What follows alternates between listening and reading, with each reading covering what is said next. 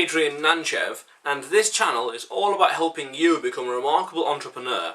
So click on the subscribe button below and press the bell notification next to it for the latest uploads. Now, everyone can be an entrepreneur. All it really takes is two things to become an entrepreneur. Expanding your comfort zone, which is like your emotional requirement. Believing you can do it. Believing you can see a way to do it. Whatever you can. Remember the old saying by Napoleon Hill. Whatever the mind can conceive and believe, the mind can achieve. If you don't have the tenacity to act, you're going to fail from day one. There's another saying that, I don't know who said it, some basketballer talks about, you miss 100% of the shots, like hoops, that you don't take. So if you don't take any action, you don't get any results. 0 plus 0 equals 0. 0 times 0 is 0. No matter how many if you take no action to start off with, you're going to get nothing. Which brings me nicely into the other point, is you've got to have the confidence, but you've got to also increase your knowledge as well. You can have the ability and belief, but if you don't know what to do, then you're just wishful thinking. It's like the mind is the theory, and the knowledge is the practicality, knowing what to do. That is a screwdriver. So that's what a screwdriver looks like. Oh yeah. Do you believe you can lift that up? Do you believe that's how you can use it? Do you know how to use it? Do you believe you can do that? Yes, I can. Okay, then let's get started. The more you learn about marketing, business, finance, prices, customer service and beyond, the more you can do, and the more value you can create for your customers. And as you can do more value and create more for your customers, you can then be more successful in business. When I first started in business, I saw these charts about how people were being successful, and I couldn't believe myself being that successful. I used to justify it to myself by saying, "That's okay. You're cursed. You're not allowed to make money. You're not allowed to make a profit." And that was my mind reinforcing negatively, a negative feedback loop, mind you, of why I wasn't succeeding, and that belief had to be smashed. See what I mean? That belief had to be destroyed before I can see success. And then once you think I can do it, then you've got to be like, okay, how do I do it? And what's the right tools?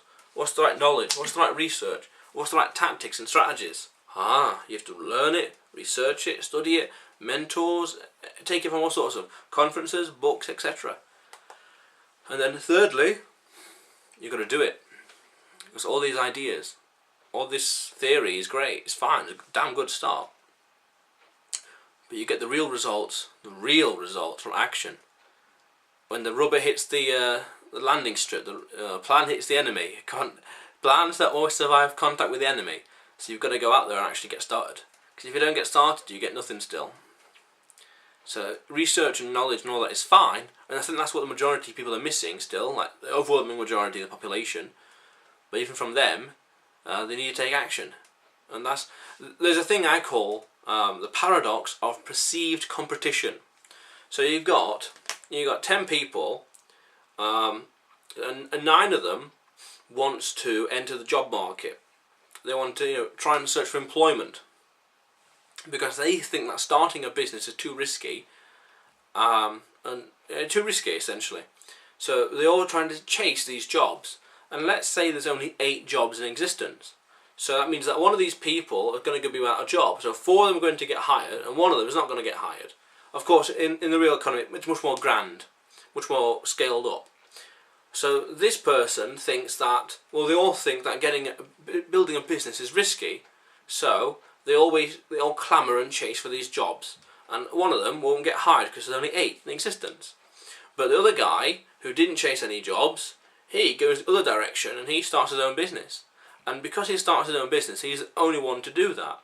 Everyone else thinks he's risky and brave, but as he does it, he realises there's no competition out there. In the world of billions and billions of people, in the UK 63 odd, 65 odd, in the States 320 odd. There's relatively few competition out there. So it's like, hang on a minute, people that thought it was risky and dangerous, it's actually the opposite. It's actually very little risky, because because it's all down to you. You have full control over everything, and there's not no competition either, because there's like no one else here. So unlike chasing a job, there's loads of competition. You know, one job vacancy will get like 200 applicants, and it's like, well, there's a lot of competition there. You might as well have a business. Might as well start your own business, because there's no competition. So that's why I say everyone can be an entrepreneur, and that's also why I think everyone should be as well, because there's no competition out there.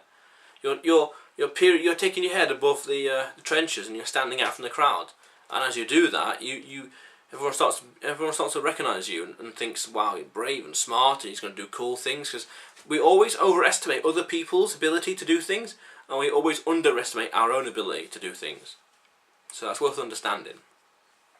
So the question of the day is, why can't you be an entrepreneur? I already am. But why can't you be an entrepreneur? What's holding you back? Also, understand and remember that this channel is all about helping you become a remarkable entrepreneur.